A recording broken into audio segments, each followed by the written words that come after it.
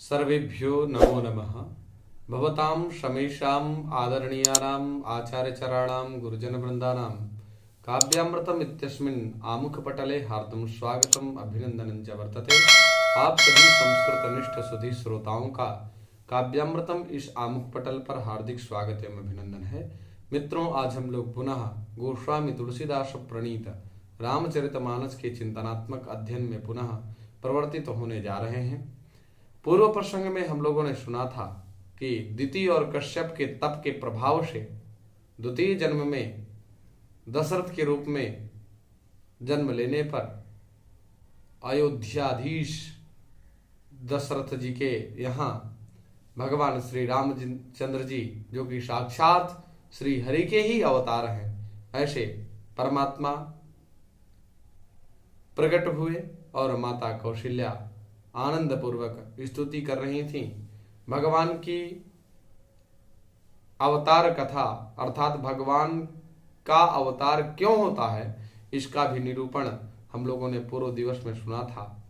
आइए पुनः उसी प्रसंग का आश्रय लेते हुए चर्चा को आगे संवर्धित करते हैं। विप्रधेनु सुर संतहित लीन मनुजय अवतार,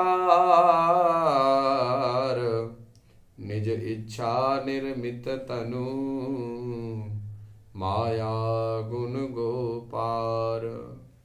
वह परमात्मा विप्रधेनु सुर संतहित, विप्रो को जब संकट में देखते हैं, गौओं को जब संकट में देखते हैं, देवताओं को जब संकट में देखते हैं और संतों को जब संकट में देखते हैं, तो लीन मनुजय अवतार, तो किसी न किसी रूप में अवतार ग्रहण करते हैं। आज दिति कश्यप के यहाँ जो दशरथ के रूप में जो कौशल्या और भगवान श्री रामचंद्र जी के पिताजी श्री दशरथ जी महाराज हैं, ये दोनों लोगों के यहाँ भगवान जन्म लिए। क्यों? मनुजय अवतार, हम काहू के मरे न मारे, बानर मनुज जाति दुई बारे। रावण ने वरदान मांगा था विधाता ब्रह्मा से कि हम किसी के मारने पर न मरे, केवल बानर और मनुष्य इनके हाथ से मरे और कोई हमें मार न पाए। और उनको यह लग रहा था कि नर बानर आहार हमारा, इनको तो हम भोजन ही करते थे, हमारा क्या बिगाड़ लेंगे। लेकिन परिस्थिति ऐसी आई कि कभी भी उनको ये कल्पना भी नहीं थी रावण जी महाराज को कि ऐसे भी दिन आएंगे। राम जी महाराज प्रकट हो गए, क्योंकि जब आतंकी अपने आतंकवाद से, आतंकियों के माध्यम से आतंक फैलाता है तो बड़ी समस्या होती है। श्री नारायण अपने धाम को छोड़ करके उस दुर्दांत दैत्य को दंडित करने के लिए पुनः किसी न किसी रूप में आ ही जाते हैं।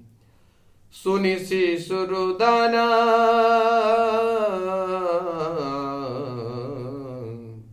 सुनि शिशुरुदन परम प्रिय बानी, संभ्रम चली आई सब रानी। हर्षित जहाँ तहाँ धाई दासी, आनंद मगन सकल पुरवासी, आनंद मगन सकल पुरवासी। जब शिशु रुदन उन रानियों ने सुना तो दौड़ी दौड़ी भागी भागी हुई उतावली होकर के आई और संभ्रम चली आई सब रानी। हर्षित जहाँ तहाँ धाई दासी, दासियां भी जो परिकरीय दासियां थीं, वो दासियां भी बहुत प्रसन्न हुईं। आनंद मगन सकल पुरवासी, सारे पुरवासी आनंद में मग्न हो गए। दशरथ पुत्र जन्म सुनि काना, दशरथ दशरथ दशरथ पुत्र जन्म सुनि काना, मानव ब्रह्मानंद समाना। परम प्रेम मन पुल लख शरीरा, चाहत उठन करत मति धीरा, मति धीरा। राजा दशरथ जी ने जब पुत्र जन्म को कानों से सुना तो मानो ब्रह्मानंद समा गया हो, ऐसे आनंद में आनंदित हो रहे हैं। मन में अतिशय प्रेम है, शरीर पुलकित हो गया, आनंद में अधीर हुई, बुद्धि को धीरज दे करके और प्रेम से शिथिल हुए शरीर को संभाल करके वो उठना चाह रहे थे। जाकर नाम सुनत शुभ होई, मोरे ग्रह आवा प्रभु सोई। परमानंद पूरी मन राजा, कहा बुलाई बजामहु बाजा, कहा बुलाई बजामहु बाजा। जिसका नाम सुनने और उच्चारण करने से सदा सर्वदा जीवन में मंगल ही मंगल हो जाता है, ऐसे परमात्मा मेरे घर में पधारे हैं। परमानंद पूरी मन राजा, राजा का मन परम आनंद में आनंदित हो गया। कहा बुलाई बजावहु बाजा, उन्होंने वाद्य यंत्रों को बजाने वाले वादकों को बुलाया। गुरु वशिष्ठ कहा गयऊ हकारा, आए दुजन सहित नृपदारा। अनुपम बालक देखे निजाई, रूप राशि गुण कही न सिराई। गुरु वशिष्ठ जी के पास बुलावा भेजा गया। वे ब्राह्मणों को साथ लेकर के राजद्वार पर आए। उन्होंने जाकर अनुपम बालक को देखा, जो रूप की राशि है और जिसके गुण कहने में समाप्त नहीं होते, अर्थात अनंत गुणगण समन्वित श्री नारायण ही प्रकट हुए हैं। नंदी मुख सराध करी, जात करम सब कीन्ह। हाटक धेनु बसन मणि, नृप विप्रण कह दीन। नंदी मुख सराध करी, जात करम सब कीन्ह। फिर राजा ने नांदी मुख श्राद्ध करके सब जात कर्म संस्कार आदि किए और ब्राह्मणों को सोना, गौ, वस्त्र और मणियों का दान किया। मित्रों, प्राक्तन काल में ये सब नंदी मुख श्राद्ध, विवाह में भी नांदी मुख श्राद्ध का विधान है, लेकिन लोग आजकल फैशन के चलते जयमाला पर विशेष ध्यान देते हैं और नांदी मुख श्राद्धादि पर बिल्कुल दृष्टि नहीं है लोगों की। बहुत ही अनिष्ट कारक है।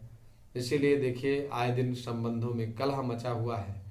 अगर वैदिक विधि का आश्रय नहीं लिया जा रहा है, विद्वान किसी श्रेष्ठ पंडित को बुला करके ये ग्रंथि बंधन अर्थात विवाह से संबंधित परिणय आदि संस्कार जो होते हैं, वो विवाहादि संस्कारों को संपन्न कराने के लिए किसी श्रेष्ठ पंडित को जब तक आप नहीं बुलाते हैं, तब तक बात बनने वाली नहीं। जैसी आपकी धारणा होगी उसी प्रकार के आपको आचार्य जी भी मिल जाएंगे। इसलिए किसी उत्तम पंडित को बुला करके बढ़िया विवाह संशोधित करवाने के उपरांत साविधिक समूहूर्त और सुकालिक काल में बढ़िया परिणय संस्कार को संपन्न कराना चाहिए। आज राजा दशरथ जी के यहाँ 4 पुत्र हुए। उन्होंने नांदी मुख श्राद्ध कराया वशिष्ठ जी ने और दशरथ जी ने किया। और जात कर्म सब कीन्ह, जात कर्म संस्कार आजकल तो केवल 2-3 ही संस्कार होते हैं। एक तो गर्भाधान संस्कार से कोई मतलब है नहीं, सीधे यज्ञोपवीत संस्कार, विवाह संस्कार और अंत्येष्टि संस्कार, 3 संस्कार लोग अच्छी तरीके से जानते हैं। 16 संस्कारों में से 16 संस्कारों में केवल 3 की गणना है, 13 निरर्थक। इसलिए प्रत्येक संस्कार को करवाने का प्रयास करना चाहिए। जब मैं केवल निवेदनात्मक तरीके से अपने पक्ष को आपके पास तक संप्रेषित करने का प्रयत्न कर रहा हूं, वास्तविकता ये है, अपनी वैदिक विधि की ओर लौटो। आंग्ल पद्धति को अपना करके अपने भारत में जो कुसंस्कार व्याप्त है, उस कुसंस्कार का समूलमूलन तभी हो सकता है जब हम अपनी वैदिक संस्कृति को अपनाएंगे। ध्वज पताक तोरणपुर छावा, कहीं न जाई कि जही भांति बनावा, जही भांति बनावा। सुमन वृष्टि आकाश ते होई, ब्रह्मानंद मगन सब लोरी। ध्वजा पताका और तोरणों से पूरा नगर छा गया और जिस प्रकार से वह सजाया गया, अद्भुत सौंदर्य, अद्भुत निरूपण गोस्वामी तुलसीदास जी ने यथा सामर्थ्य किया। सुमन वृष्टि आकाश ते होई, आकाश से पुष्प वर्षा हो रही है, ब्रह्मानंद मगन सब लोई। आकाश से फूलों से वर्षा हो रही है और सब लोग ब्रह्मानंद में आनंदित हैं। वृंद वृंद मिली चली लोगाई, सहज सिंगार किए उठ धाई। कनक कलश मंगल भरी थारा, गावत पैठनी भूप द्वारा। स्त्रियां झुंड की झुंड मिलकर के चली, स्वाभाविक श्रृंगार किए ही स्वभाव को सुंदर बना करके, स्वाभाविक श्रृंगार करके वह दौड़ पड़ी और कनक कलश मंगल भरी थारा, गावत पैठही भूप दुबारा। अर्थात जो स्वाभाविक श्रृंगार है, उन जो महिलाएं, जो माताएं भगवान की दर्शन की लालसा से उठ करके चल दी हैं, वो श्रृंगार पर ध्यान नहीं देती हैं। श्रृंगार पर ध्यान न देते हुए अपने स्वाभाविक श्रृंगार को, अपने मन को सुंदर बना करके चली। और आजकल बाह्य सौंदर्य को ज्यादा महत्व दिया जाता है, आभ्यंतरिक चाहे हलाहल विष भरा हो। तो आभ्यंतर जो प्रेम है, आंतरिक जो प्रेम है, हृदय निष्ठ गंभीरता जो होनी चाहिए, वो जब तक नहीं आएगी तो श्रृंगार का कोई मतलब नहीं। इसीलिए आप श्रृंगार माताओं को मैं कहना चाहूंगा कि आप खूब श्रृंगार करिए, लेकिन माताओं अपने हृदय को भी पवित्र बनाए रखिए, ताकि हमारी भारत धरा ही ऐसी श्रेष्ठ धरा है जहां पर भगवान को अवतार लेना पड़ा और माताओं के यही सतीत्व के प्रभाव से माता पुनि बोली सोमति डोली, तजहु तात यह रूपा। माता जी भगवान श्री हरि से कहती हैं कि हे तात, इस स्वरूप का परित्याग करके बालक रूप की जय शिशु लीला अति प्रिय शीला। आज भारत की माता भगवान को भी आदेशित कर रही है कि इस स्वरूप का परित्याग करो। क्यों कर पा रही है? क्योंकि पातिव्रत का प्रभाव है। पातिव्रत के प्रभाव से प्रभावित भगवान भी अपने आप को नम्र भाव से झुकते हुए पाए। ये अद्भुत प्रताप है माताओं के आभ्यंतरिक सौंदर्य का। तो कनक कलश मंगल भरी थारा, सोने का कलश लेकर के थालों में मंगल द्रव्य भरकर गाती हुई गावत पैठई भूप द्वारा, और राजद्वार में प्रवेश करती हैं। करियारती निवक्षा भरी करही, बार बार शिशु चरणनि परही। मागध सूत बंदिगण गायक गायक, पावन गुण गावही रघुनायक। वे आरती करके न्यौछावर करती हैं, बार बार बच्चे के चरणों पे गिरती हैं, भगवान श्री रामचंद्र जी को बार बार प्रणाम करती हैं। मागध सूत बंदीजन और गवैये जो गायक हैं, वो रघुकुल के स्वामी पवित्र कुल का गान कर रहे हैं। सर्वस दान दीन सब काहू, जही पावा राखा नहीं ताहू, मृग मद चंदन कुमकुम कीचा, मची सकल बीथिन बिच बीचा। राजा ने सब किसी को, हर व्यक्ति को भरपूर दान दिया। जिसने पाया उसने भी नहीं रखा, लुटा दिया। नगर की सभी गलियों के बीच बीच में कस्तूरी, चंदर और केसर की कीच मच गई। गृह गृह बाज बधाव शुभ, प्रगटे सुषमा कंद, हर्षवंत सब जहां तहां, नगर नारी नर वृंद। घर घर में मंगलमय बधावा बाजने लगा, क्योंकि शोभा के मूल भगवान प्रकट हुए हैं। नगर में स्त्री पुरुषों के झुंड जहां तहां आनंद मग्न हो रहे हैं। कह कह सुता सुमित्रा दो, सुंदर सुत जनमत भय ओ, वह सुख संपत्ति समय समाजा, कही न सकई सारद अहिराजा। कैकेयी और सुमित्रा इन दोनों ने भी सुंदर पुत्रों को जन्म दिया। उस सुख संपत्ति, समय और समाज का वर्णन सरस्वती और सर्पों के राजा शेष भी अगर करना चाहें तो नहीं कर सकते। अवधपुरी सोहई भांति, प्रभु ही मिलन आई जनु राती, देखी भानु जनु मन सकुचानी, तदपि बनी संध्या अनुमानी, तदपि बनी संध्या अनुमानी। अवधपुरी इस प्रकार से सुशोभित हो रही है मानो रात्रि प्रभु से मिलने आई हो, और सूर्य को देकर के मानो मन में सकुचा गई हो, परंतु फिर भी मन में विचार कर वह मानो संध्या बनकर कह गई हो। अगर धूप बहु जनु अंधियारी, उड़ई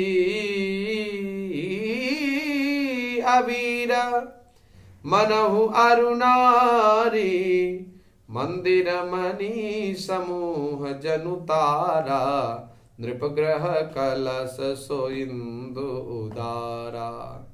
अगर की धूप का बहुत सा धुआं मानो संध्या का अंधकार है, और जो अबीर उड़ रहा है वह उनकी ललाई है। मणि महलों में जो मणियों के समूह है वे मानो तारागण है। राजमहल का जो कलश है वही श्रेष्ठ चंद्रमा है। इस प्रकार से अवधपुरी की अद्भुत शोभा है। भवन वेद धुनि अति मृदुबानी, जनु खग मुखर समय जनु शानी, कौतुक देखी पतंग भुलाना, एक मास तही जात न जाना। राजभवन जो अति कोमल वाणी से वेद ध्वनि हो रही है, वही मानो समय से समयानुकूल सनी हुई पक्षियों की चहचहाहट है। यह कौतुक देख करके सूर्य भी अपनी चाल को भूल गए। 1 महीना उन्होंने जाता हुआ न जाना, अर्थात 1 महीने वहीं बीत गया। राम जी के दर्शन ही करते रहे सूर्य भगवान। मास दिवस कर दिवस भा, मरम न जानई कोई, रथ समेत रवि था क्यों, निशा कवन विधि होई। महीने भर का दिन हो गया, इस रहस्य को कोई नहीं जानता। सूर्य अपने रथ सहित वहीं रुक गए, और फिर रात किस तरीके से होती, अर्थात सूर्य भी अपनी गति को भूल गए जब राम जी के अद्भुत प्राकट्य की स्थिति देखी। तो इस प्रकार से भगवान श्री रामचंद्र जी का प्राकट्य हुआ। राजा दशरथ जी के यहाँ आनंद का माहौल है, बढ़िया पूरा परिकर आनंदित है। राजा जी को एक एक नहीं अपितु 4 पुत्रों की प्राप्ति हुई। इसी प्रकार से जो व्यक्ति भक्ति भाव समन्वित राजा दशरथ की तरह आचरण करने वाला होगा। 10 रथ माने 10 संख्या, रथ अर्थात घोड़े। ये जो इंद्रियां हैं ये 10 हैं, पंच ज्ञानेन्द्रियां, पंच कर्मेंद्रिया, यही 10 रथ हैं। और इन 10 रथों का निरंतर 10 रथों का नियंत्रण करने वाला सारथी है मन। और मन जब भगवान के चरणों में लग जाता है तो ये रथ, जब सारथी सक्रिय होगा तो रथ अवश्य ही गतिमान होगा। तो ये जो मन रूपी सारथी है, अगर इंद्रिय रूपी घोड़ों को नियंत्रित कर ले जाए, भगवान के चरणों में इसका ध्यान बना रहे, तो निश्चित रूप से हम लोगों की उत्तम गति होगी। ऐसी मंगल कामना के साथ पुनः आप सभी लोगों का हार्दिक स्वागत, अभिनंदन, वंदन। नमो नमः।